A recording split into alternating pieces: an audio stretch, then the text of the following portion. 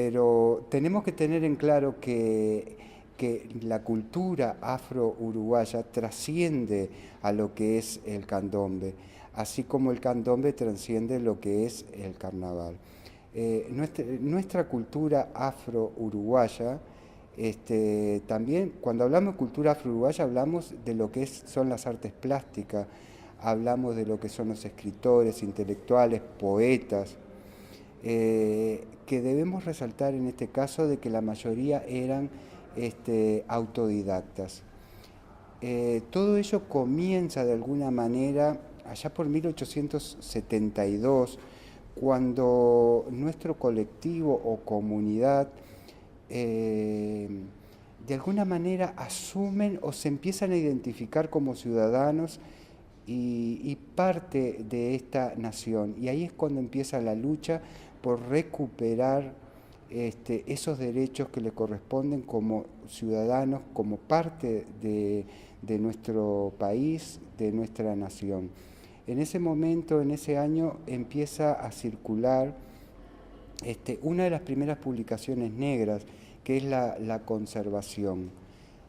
Allí la gente que asume la dirección y la responsabilidad de esta publicación lo que hace es comenzar a luchar y poder de alguna manera lograr tener esos derechos que, a pesar de estar en la Constitución de nuestro país desde 1830, no habían sido respetados, ¿no?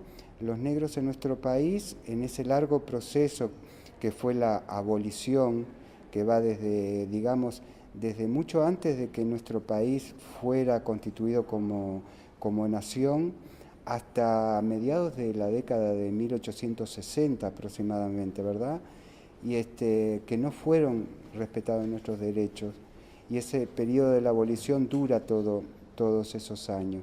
A partir, como dijimos, a partir de 1872, cuando se empieza a publicar la conservación, se van dando una sucesión de publicaciones donde se le van dando de alguna manera lugar a lo que es la vida social del negro. Se empieza a difundir a los escritores, intelectuales, poetas. También se trata de difundir lo que era la vida social de esta comunidad. En estos periódicos que estamos hablando, que como dijimos que comienza con la conservación, después podemos resaltar La Vanguardia, por ejemplo, La Verdad, y ya por la década del 30 del siglo XX, la publicación Nuestra Raza, que fue todo un hito para nuestra cultura, porque a pesar de que tuvo una primera época en la ciudad de San Carlos, Maldonado, allá por 1917, a partir de 1933, aquí en Montevideo se empieza a circular la segunda época de esta publicación. Y la característica que tiene Nuestra Raza es que logra aglutinar todas las líneas de pensamiento que en ese momento se estaban dando en el colectivo afro. Y ahí podemos nombrar a intelectuales como Marcelino Botaro, uno de los primeros abogados negros, que fue Salvador Beterbide, que era del interior de Melo, Cerro Largo. Tenemos a Isabelino Gares, aparte de un intelectual, periodista, también dramaturgo. Tenemos a Mario Leguizamón Montero. También se da la difusión de artistas plásticos como Orosmán Echeverry, como Julio Olivera, un poco ya más acá, de Ramón Pereira. También en esta publicación se le da un lugar y muy importante a la labor periodística intelectual de las mujeres. Incluso estas mujeres, es de destacar que ya utilizaban en ese momento un lenguaje inclusivo. Estas mujeres hablan de los y las afrodescendientes, o también utilizan el término de conrasaño, que fue un término acunado por el abogado Salvador Beterbide que habíamos mencionado anteriormente. Es justo mencionar mujeres como María Esperanza Barrios, que ya en la primera época, desde el interior, San Carlos específicamente, una mujer joven, negra y del interior, ella se preocupaba y todos sus artículos hablaban de la educación como herramienta principal para que nuestro colectivo pudiera salir adelante y pudiera retomar, recuperar esos derechos y ese lugar que le correspondía y que por tantos años le habían sido privados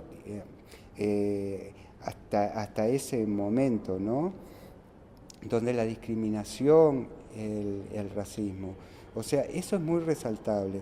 Después también tenemos la labor de Iris Cabral también una negra joven, también del interior, de la zona de Rocha, que ella participa como integrante del colectivo, participa del Congreso de Mujeres, donde ella ya allá por los años 1934 trata de formar lo que fue el sindicato de domésticas, que después de la muerte de ella, ya por el año 38, 39, que se logra realizar.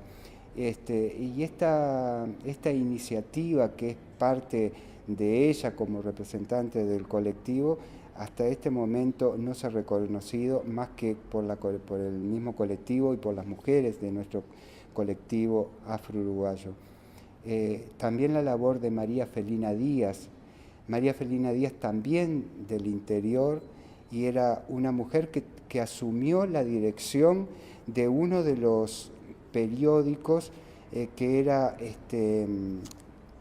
que fue el vocero del Partido Autóctono Negro. ¿Qué era el Partido Autóctono Negro? Cabe resaltar que en nuestro país, el Uruguay, como Cuba y Brasil, fueron los tres únicos países que tuvieron un partido formado solo por los colectivos afrodescendientes. Y estamos hablando todo esto de allá por 1930, donde todavía no se hablaba de movimientos negros de esa dimensión y no se hablaba de movimientos feministas de esa dimensión, ¿no? Y en este caso eran mujeres jóvenes, negras y del interior las que se estaban movilizando por reivindicaciones que en otros países de nuestro continente, como que incluso de Europa, aún no se habían dado. Por eso nuestro país, de alguna manera, también se lo conoce por ese tipo de hechos como la Suiza de América, ¿no? Esa tacita de plata en la cual no se ha todavía reconocido la incidencia y el aporte que ha tenido el colectivo afro. Y en este caso me interesa mucho resaltar la participación femenina. Y no solo por eso, sino porque eran, vuelvo a resaltar todo esto, ¿no? Que eran mujeres negras, eran mujeres muy jóvenes y mujeres que venían del interior, que no eran de acá de Montevideo, la mayoría eran todas del interior, de la zona como Cerro Largo, como Rocha, como Maldonado, ¿no? Retomamos que en esta publicación en Nuestra Raza también trataba de resaltar a aquellos profesionales que era importante porque, primero, estudiar para los negros era muy difícil y lograr un título académico era mucho más difícil.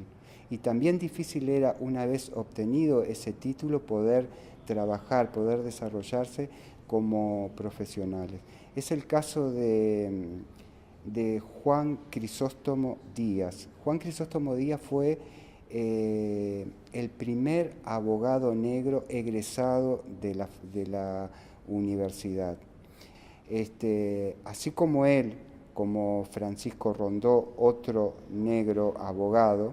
Ellos no, a pesar de ser abogados egresados de la facultad, no pudieron desarrollar su actividad porque siempre le ponían algunas trabas, algunos impedimentos por el solo hecho de ser negros. O sea que, como podemos ver, la educación no alcanzaba. O sea, no alcanzaba y no podían trascender por el solo hecho de ser negros. Costó mucho y, como sabemos, las últimas estadísticas hoy, 2017, también nos cuesta lograr un lugar, porque a pesar de ser un país en el cual decimos, hablamos de la libertad, de la democracia, aún no hemos podido vencer todos esos estigmas de discriminación y racismo, ¿verdad?